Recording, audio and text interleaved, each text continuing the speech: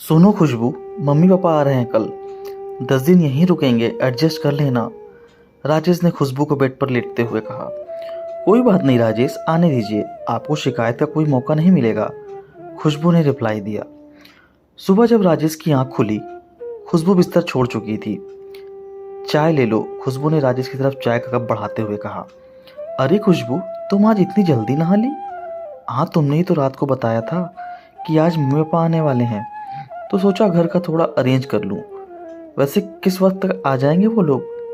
दोपहर वाली गाड़ी से पहुंचेंगे, 4 तो बज ही जाएंगे, राजेश ने चाय का कप खत्म करते हुए जवाब दिया।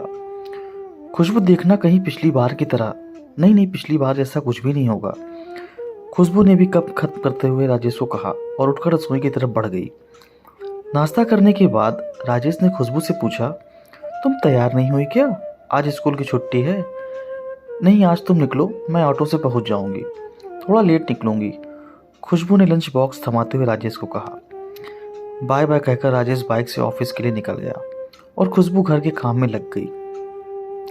मुझे तो डर लग रहा है, मैं तुम्हारे कहने से राजेश के पास जा तो रहा हूँ, लेकिन पिछली बार बहू जिस तरह खटपट हुई थी, मेरा तो मन ही भर गया।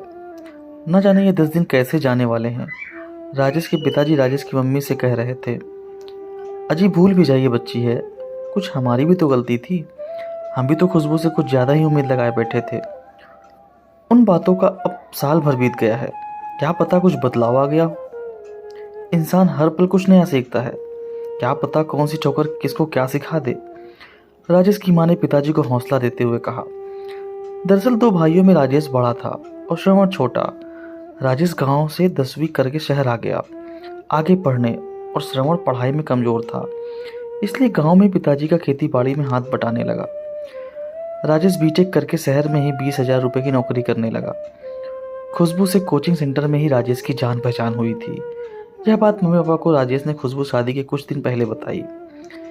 पिताजी कितने दिन तक नहीं माने थे इस रिश्ते के लिए, फिर भी बड़ा दिल रखकर जब पिछली बार राजेश और खुशबू के पास शहर आए थे तो मन में बड़ी उमंगें थी, पर 7-8 दिन में खुशबू के तेवर और बेटे की बेबसी के चलते वापस गांव की तरफ ही हो लिए। अरे भगवान, उठ जाओ, स्टेशन आ गया, उतरना नहीं है क्या? राजेश के पिताजी की आवाज़ से माँ की नींद टूटी। सामान उठाकर दोनों स्टेशन से बाहर आ गए और ऑटो में बैठकर दोनों राजेश के घर के लिए रवाना हो गए। घर पहुंचे तो खुशबू घर पर ही थी। जाते ही खुशबू ने दोनों के पैर छुए, चाय पिलाई, नहाने के लिए गर्म पानी किया। पिताजी नहाने चले गए और खुशबू रसोई में खाना बनाने लगी।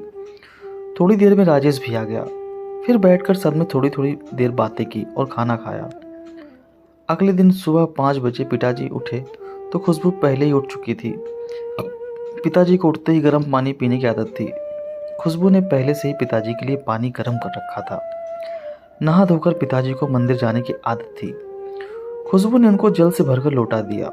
नाश्ता भी पिताजी की पसंद का तैयार था।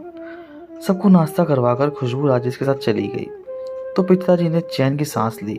चलो अब 4-5 घंटे तो सुकून से निकलेंगे। दिन के खाने की तैयारी भी खुशबू करके गई थी। स्कूल से आते ही खुशबू फिर से रसोई में घुस गई। शाम को हम दोनों को लेकर खुशबू पास के पार्क में गई। वहाँ उसने हमारा परिचय वहाँ बैठे बुजुर्गों से करवाया। अगले दिन संडे था।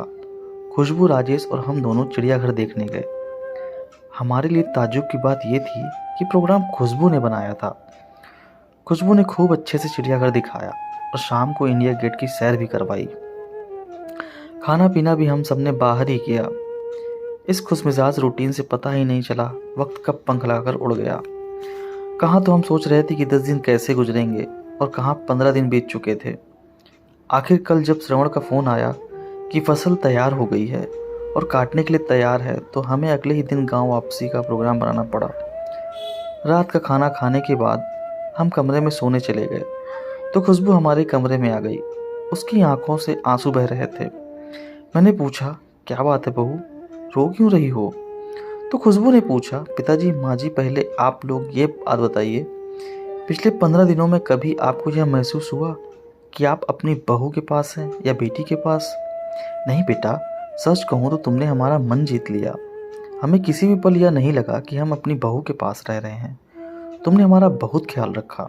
लेकिन एक बात बताओ बेटा, तुम्हारे अंदर इतना बदलाव आया कैसे? पिताजी, पिछले साल मेरे भाई की शादी हुई थी। मेरे मायके की माली हालत बहुत ज़्यादा बढ़िया नहीं है।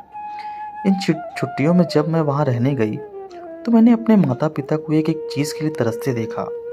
बात बात पर भाभी के हाथों से तिरस्कृत होते देखा। मेरा भाई चाहकर भी कुछ नहीं कर सकता था। मैं वहाँ उनके साथ हो रहे बर्ताव से बहुत दुखी थी।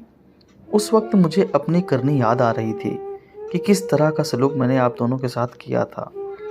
किसी ने यह बात सच ही कही है कि जैसा बोओगे वैसा काटोगे। मैं अपने माँ बाप का बहुत भविष्य तो नहीं बदल सकती, लेकिन खुद को बदल कर मैं ये उम्मीद तो अपने आप में जगा ही सकती हूँ कि कभी मेरी भाभी में भी बदलाव आएगा और मेरे माँ बाप भी सुखी होंगे। खुशबू की बात सुनकर मेरी आंखें भर आई।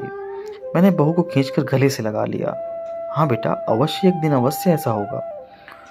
खुशबू अब भी रोए जा रही थी। उसकी आंखों से जो आंसू गिर रहे थे वो शायद उसके पिछली गलतियों को प्रायश्चित के आंसू थे।